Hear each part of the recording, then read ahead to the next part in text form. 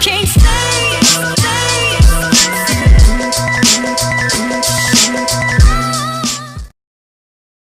Through all the bumps in the road and the stormy weather, the heart of a champion you can never measure.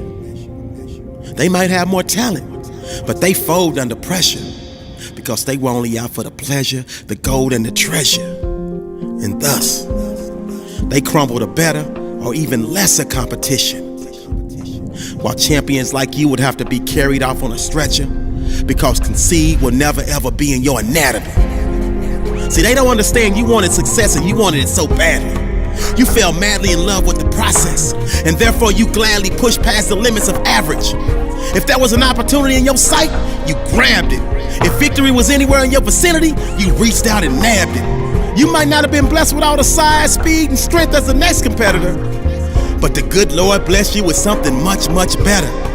The will and the passion to be a true go-getter. The hustle, intuition, and foresight to be a real trendsetter.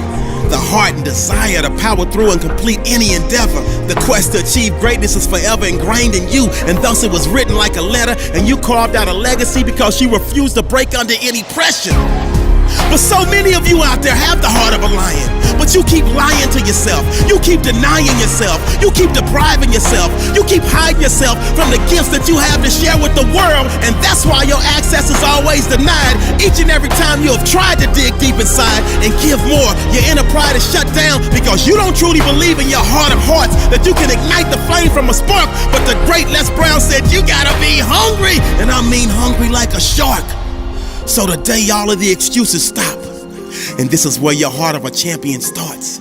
You rise up and begin your march to the halls of greatness. You tell the world, please pardon your lateness, but the new you has finally arrived. You're here to stay, not just a temporary replacement. You're no overnight success. You did it brick by brick, and you started below the basement. The path of most resistance, you always faced it, and any failure in your past you learned, grew, and applied, but then you quickly erased it from your mental because you knew long-term success required short-term memory, and thus you only remember the next play or decision that is critical for you or your team to achieve the ultimate outcome of victory. All of the hard work, pain, sweat, setbacks, and misery provided the backdrop to set you up to make history.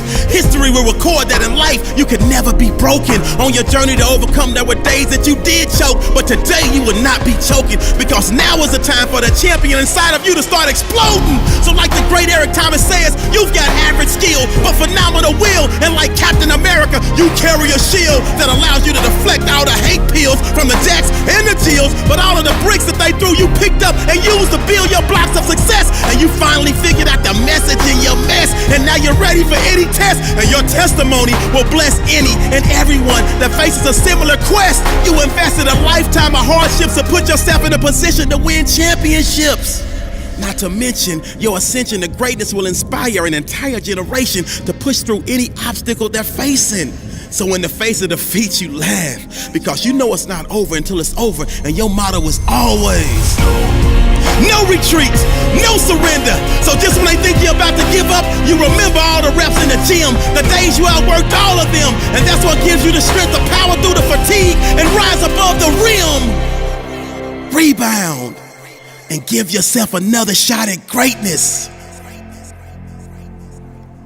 So please, make the world remember you were here, because through all the bumps in the road and the stormy weather, the heart of a champion you can never measure. This is a great day to win.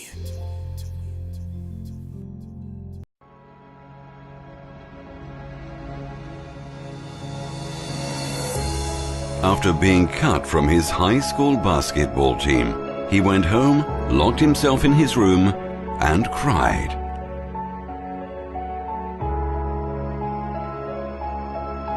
He wasn't able to speak until he was almost 4 years old, and his teachers said he would never amount to much.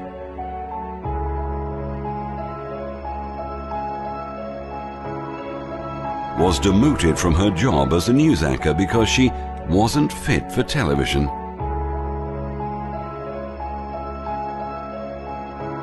Fired from a newspaper for lacking imagination and having no original ideas.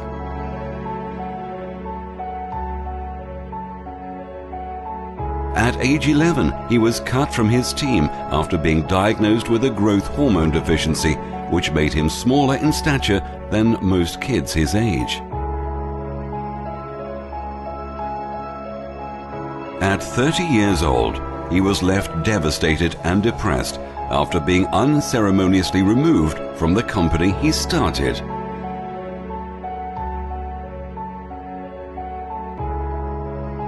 A high school dropout whose personal struggles with drugs and poverty culminated in an unsuccessful suicide attempt.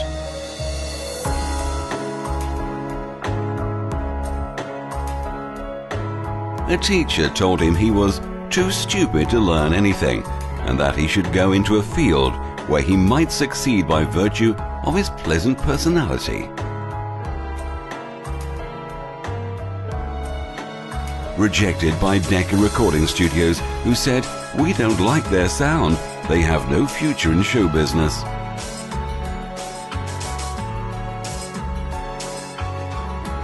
His first book was rejected by 27 publishers.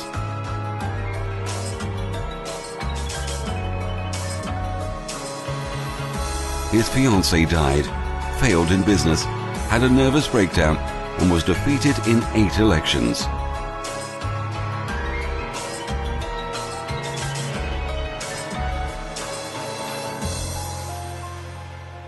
If you've never failed, you've never tried anything new. And now I'd like to leave you with these 4 questions, called questions to ponder. These questions were valuable for me, and I want to make them valuable for you. Here's the first one: why? We all ask why we should work this hard. Why take that many classes? Why go to school that many years? You know, why take the notes? Why read the books? Why work that hard? Why put yourself through the push-ups and the disciplines? Why? Good question, why? Best answer to why, I think, is the second question. Why not? Why not see how many books you can read, how many classes you can take, how many skills you can develop? Why not see how valuable you can become to the marketplace and to your friends and to your family? Why not see what you can make of yourself? Why not see how far you can go, how much you can see, how much you can earn, how much you can share? Why not? That's the heritage all of us have, in America especially, is to see what we can make out of our lives now that we've been given this extraordinary opportunity. Now, my third question I'd love to ask you in person. But since I can't do it in person, I want to ask it of all of you. But I want you to take it personally. And my third question is, why not you? Why not you? With good self-esteem. Why not you starting to change and setting goals? Why not you starting to make progress toward financial independence? If I can do it, you can do it. I wished I had a lot more testimonials here today besides mine. A whole steady stream that would come by and tell you their story.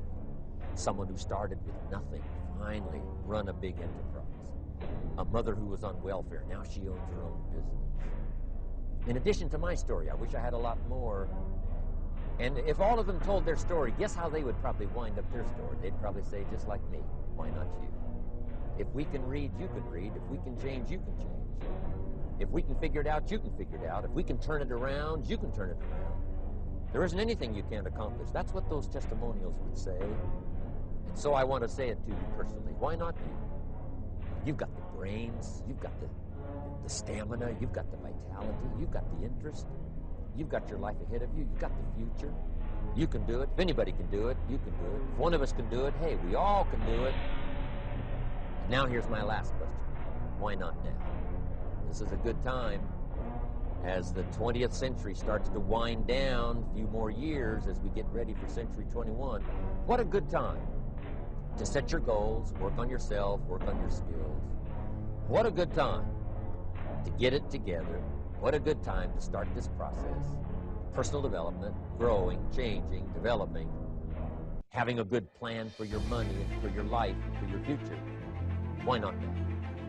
And I hope I have a chance to see you one of these days and share with you the experience, reaction, response you might have had from my message today.